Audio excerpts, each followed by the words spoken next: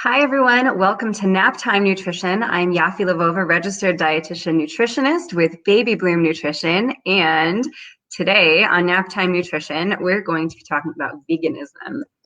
Should I be vegan? Are you vegan? I want to hear from you. How long have you been vegan? What helped you make that decision? How was the transition? Did you get a lot of flack from people around you? I want to know how it is. So I want to give you a heads up here. This is a conversation on biology, and I'm not going to be showing any sad animal pictures. I'm not going to be doing a voiceover by Sarah McLachlan. This is not going to be a tearjerker.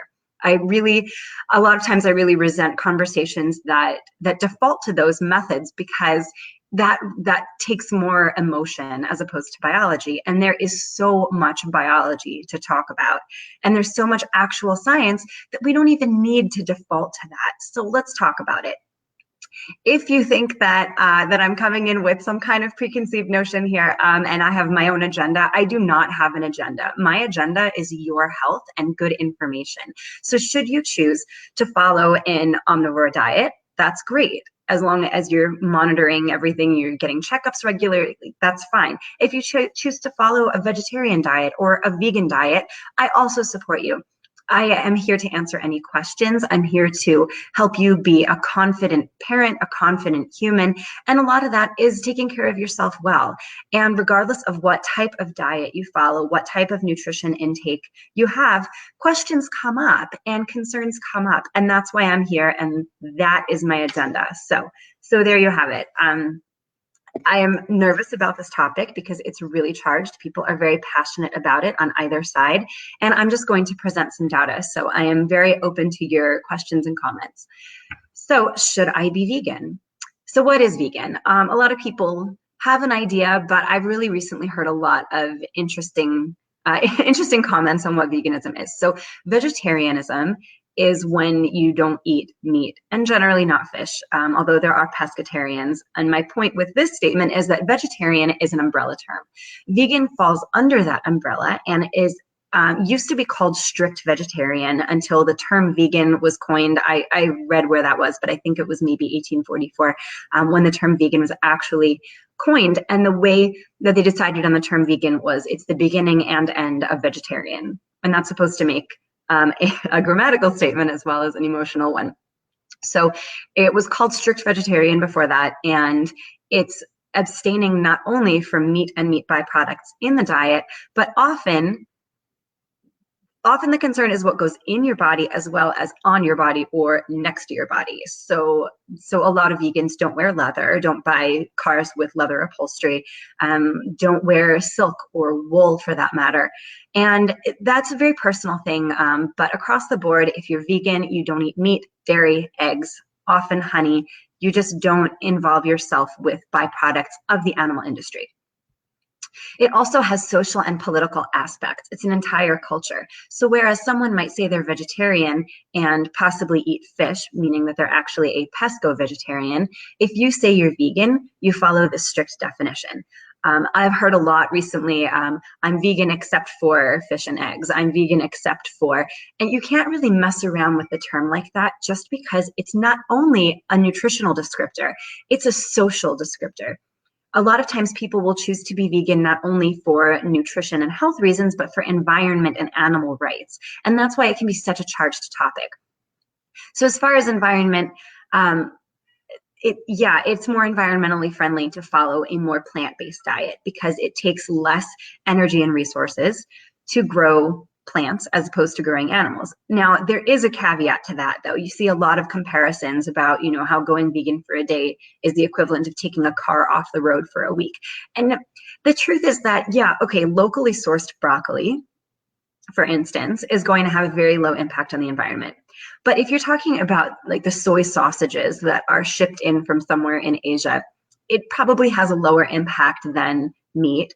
But it has a lot of processing, it has a lot of shipping. There are a lot more considerations when it comes to that. So it's difficult to say across the board that, what the numbers are, the numbers that people throw out there. And there's a lot of propaganda with that. But yeah, it is more environmentally friendly.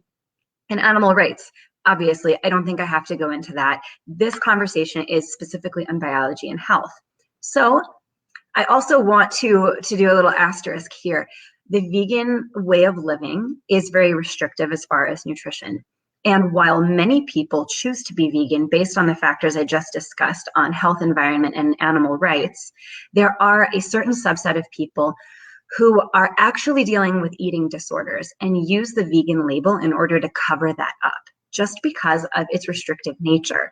So it's important when you know someone who has made the decision to pursue a vegan lifestyle that you know that they've made it because of one of the healthier reasons, mentally healthier reasons. And if you suspect that someone does have disordered eating or an eating disorder, it's really best to have a conversation about that. And I'm not the one to advise on how that happens. I just wanted to bring that up because it is an issue.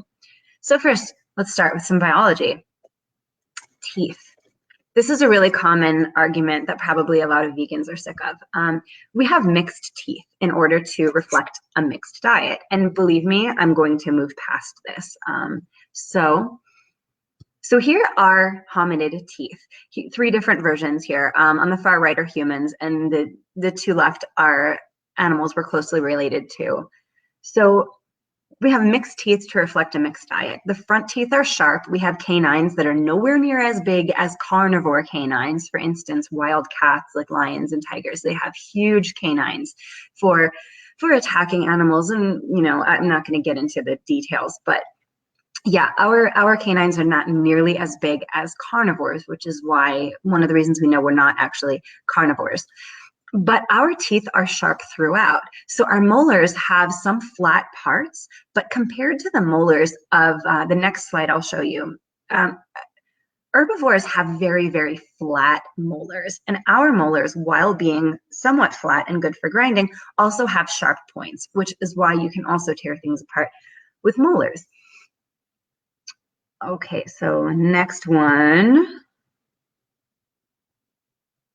This side is carnivore versus herbivore. And so you can see that the incisors on the top there are very long, although from this angle it's difficult to tell.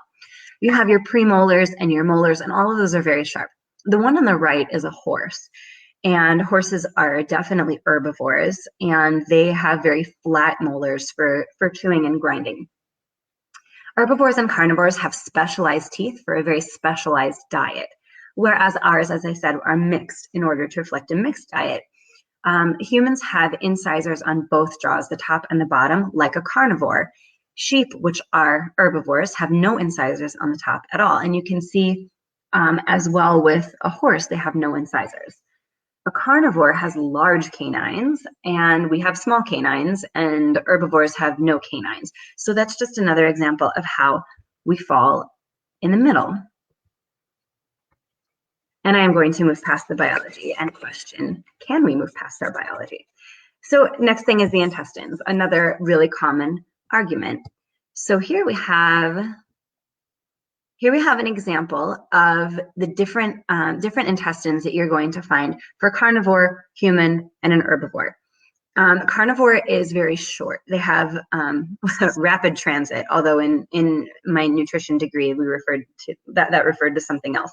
But they have rapid digestion, 2 to 4 hours, and that's because when they eat meat, it has to pass through fairly quickly. They have short intestines to manage high nutrient density food.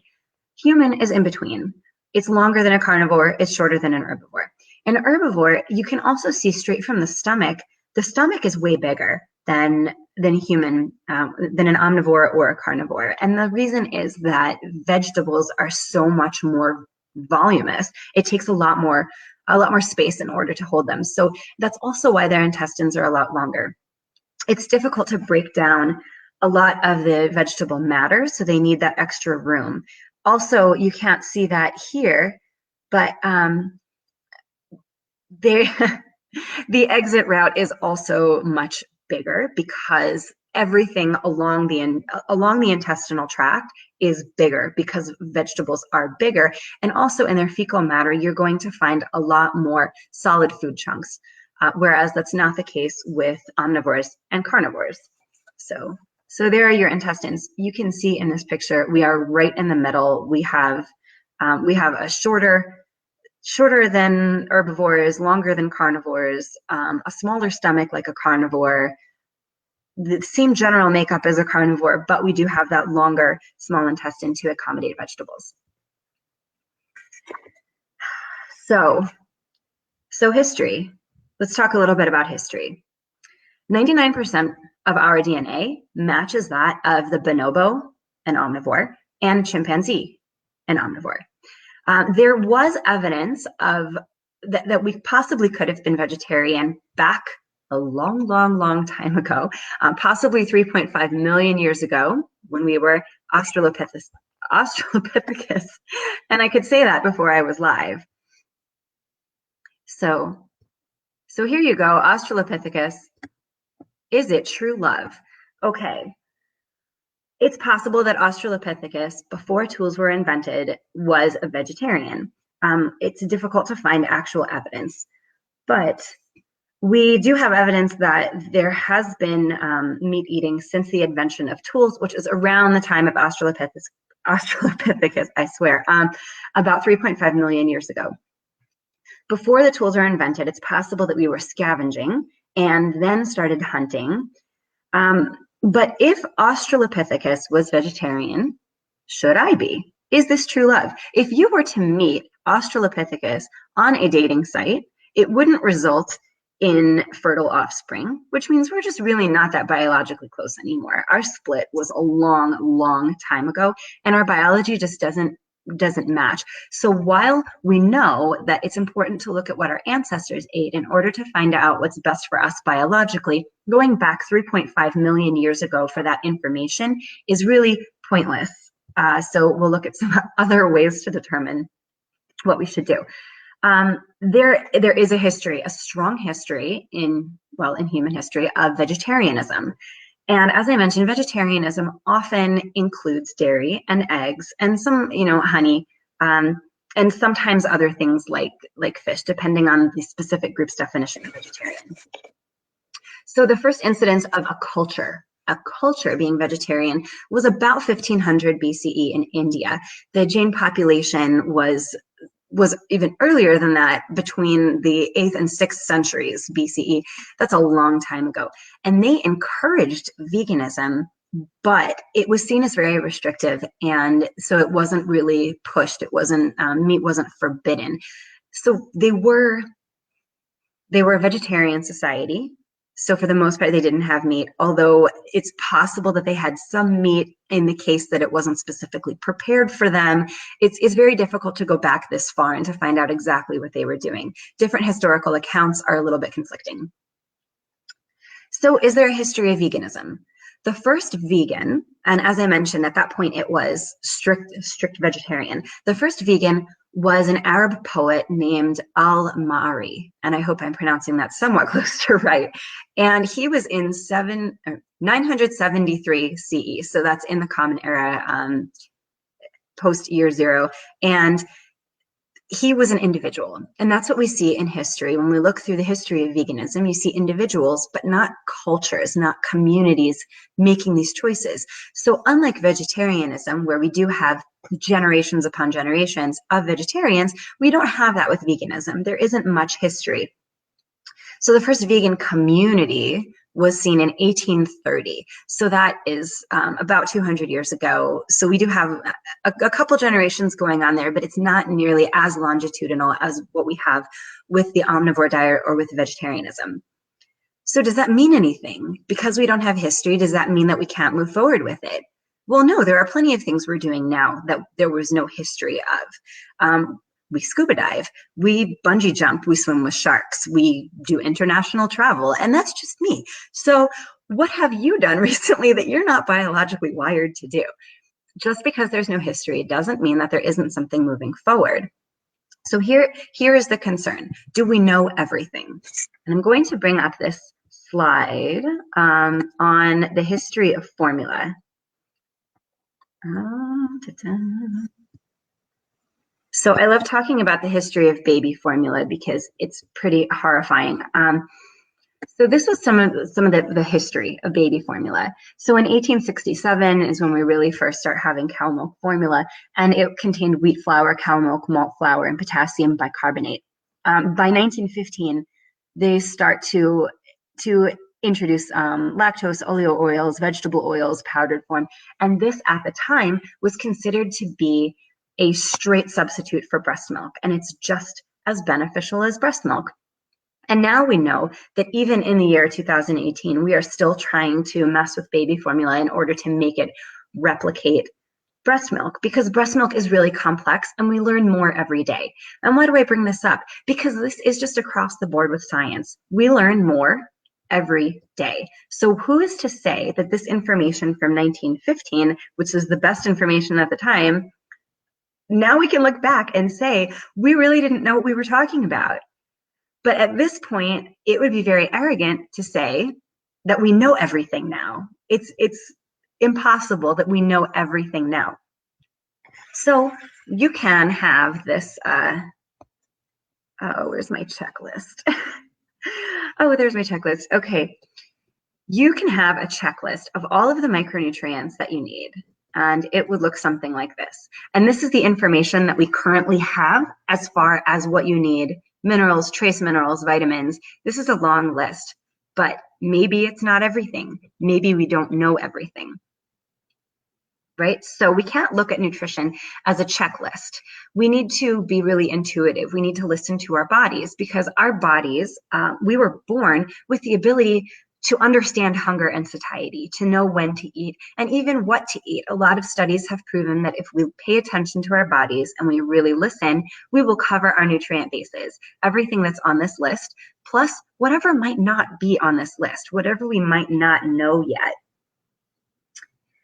So this information is actually, all of this information on our vitamin, mineral, and trace mineral needs was based on information that was obtained in a very unethical way. In, I believe it was the 1950s, we exchanged a reduced sentence to prisoners in order to experiment with them. And they were mainly starvation experiments. How much can we restrict this nutrient before you die? And so there are awful pictures and awful documentation of what was going on at this point, and these prisoners subjected themselves to these studies, and that's where information came from. It's outdated, it's imperfect, and there isn't a good way to replicate these studies that's ethical. I mean, who's going to sign up for that? So we don't know where we're going to be in 50 years. We don't know what we're going to look back on and say, wow, I wish we knew that. So it's very important to take care of yourself, to listen to your body. And I want to know, what have you done lately that you're not biologically wired to do? I'm sitting talking on a computer, which I don't think we have a historical evidence for that being healthy. So, so actual biology, let's talk about some biology.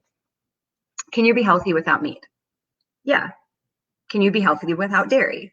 Yes. I've done a whole nap time nutrition on what you can do if you can't have dairy. A lot of people are lactose intolerant. I believe the current statistic is 85% of the world cannot tolerate dairy, either because of lactose problems or because of milk protein allergies. Can you live in a healthy way without sexy leather pants? Probably. Can you do all of that all at once and be healthy? I don't know. We'll see. So is it healthier to be vegan? Well, the most recent recommendations as far as fruit and vegetable intake is that you need 10 servings a day of fruits and vegetables. It's usually about a cup, although that's, a serving depends on if it's cooked and if it's not and what it is. I mean, a cup of cooked spinach is like an enormous amount of food, but a cup of raw spinach is very different. So you need to look at what you're having and what the serving size is to see if you're meeting that. It's very difficult to meet that. And on a vegetarian diet, it's easier. And a vegan diet, assuming your vegan diet is not based in chips, it's very much easier to meet 10 fruits and vegetables a day on a vegan diet, because you're not having anything else really. You're having a lot of fruits and vegetables. And so because of that, you have a very high intake of folate, of fiber, vitamin E, vitamin K, magnesium, vitamin C. You have a decreased intake of saturated fat. You have a huge fiber intake. And I mentioned that twice because really lots of fiber. And the higher fiber intake means that you're going to have better glucose control. So we see lower incidence of glucose control problems among people who are following a vegan diet. So here's the thing. You're at risk. There are certain risks for low calcium, low iron, low B12, low zinc, low omega-3. And you're going to have a lot of omega-6, which is great. But the idea with omega-6 and omega-3 is that you want to have the right ratio. You want to have about 3-to-1 omega-6 to omega-3 ratio. And it's very difficult to get a lot of omega-3s on a vegan diet. So that's something that you'll need to supplement if you're following a vegan diet. The most common supplements of omega-3 are fish oil, which of course, if you're vegan, you're not taking. But there are algae supplements that you can get, and it's nowhere near the dosage of a fish oil, but it does get you something. So you have low iron and low zinc bioavailability as well, which means that there are plenty of vegan foods that have iron and zinc, but your body doesn't get that iron and zinc out of those foods as readily because of how digestion occurs and absorption, and how it's much easier on a vegetarian diet where you do have some meat byproducts. It increases the bioavailability of iron and zinc in your diet. So that's something to really watch when you're on a vegan diet. So when you first become vegan, you may not know what to do. And I'm sure that there are a lot of articles out there that you can find on steps to becoming a healthy vegan. But a lot of times you may default to packaged foods. So I'm going to list a few packaged foods that are vegan. Oreos, pre-made crescent rolls, Ritz crackers, and certain Pop-Tarts. So this does not contribute to your 10 fruits and vegetables per day. I don't believe in labeling foods good and bad. I never call something that is food poison, because it's not good mentally, socially, to look at food as so black and white and have so many emotions attached to food. That's really where we go wrong. But the point is that there are plenty of vegan foods that don't fall in the more nutritious category, and you want to make sure that your nutrition is balanced overall. So vegan does not automatically equal healthy. It could. So you have a decreased risk as a vegan for cardiovascular disease, including stroke, diabetes type 2, certain cancers. And a lot of that is because whole grains, for example, which are vegan, depending on the product you buy, decrease the risk for colorectal cancer, CVD, and diabetes type 2. Nuts decrease the risk for CVD. High intake of fruits and vegetables decrease your risk for stroke, cancer, osteoporosis, and they increase your odds to have better blood pressure and blood lipid value. So all of that was positives associated with things that you will be eating if you're vegan. Whole grains, nuts, fruits and vegetables. Yes, I see someone likes Oreos. Yeah, good job, Matt. I like Oreos. Why not? It's fine to have Oreos sometimes. So what I'm saying with that is that you can get the benefit of whole grains and nuts and a high intake of fruits and vegetables, even if you occasionally have a piece of fish or chicken. So those benefits are not pinned specifically to a vegan diet.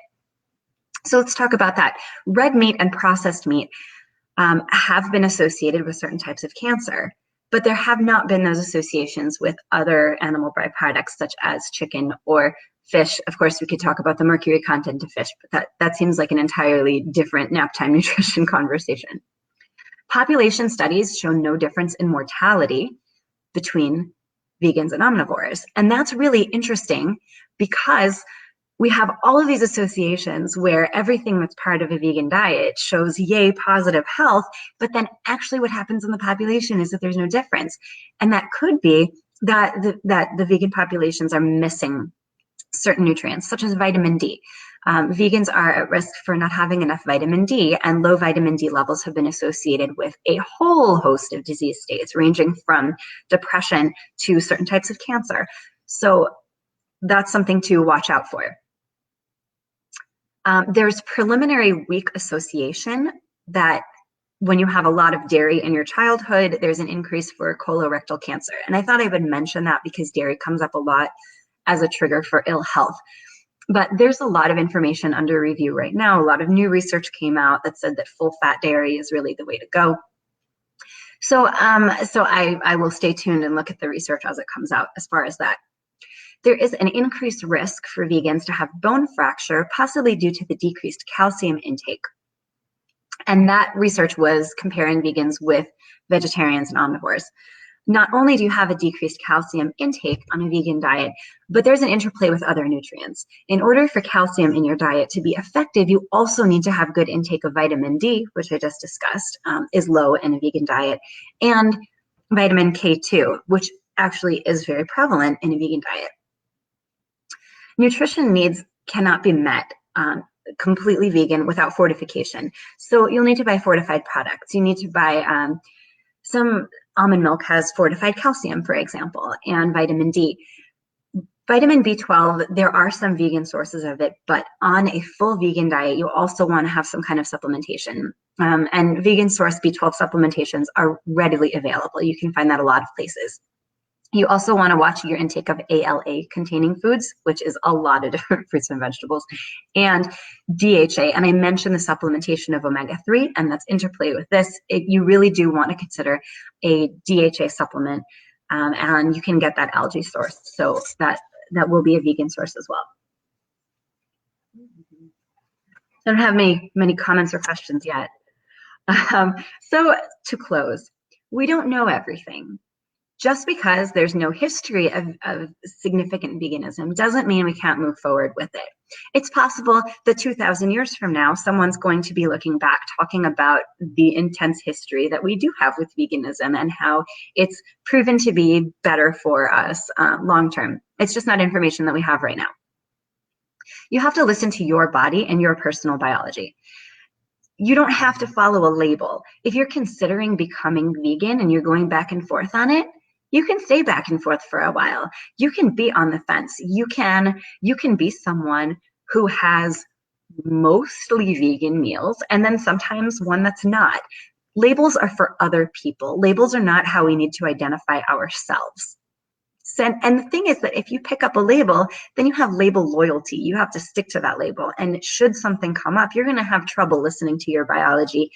And, you know, I personally was a vegetarian for a long time until I had to get iron infusions during my twin pregnancy. And that was something where I had to make a shift in the way that I was coping with the world and the way that I saw my nutrition.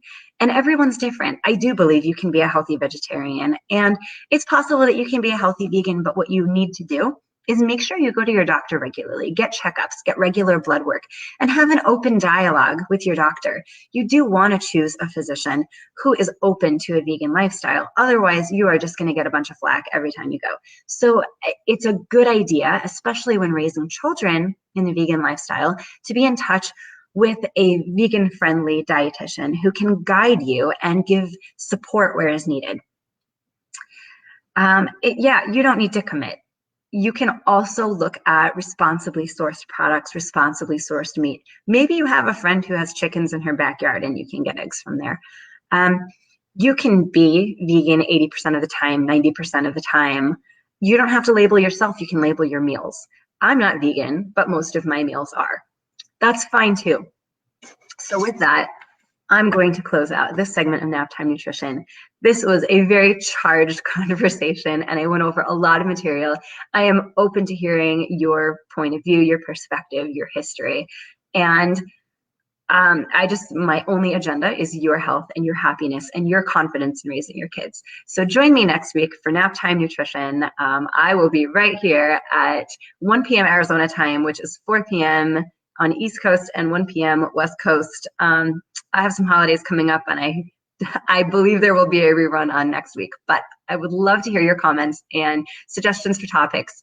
So see you next time. You won't want to miss it.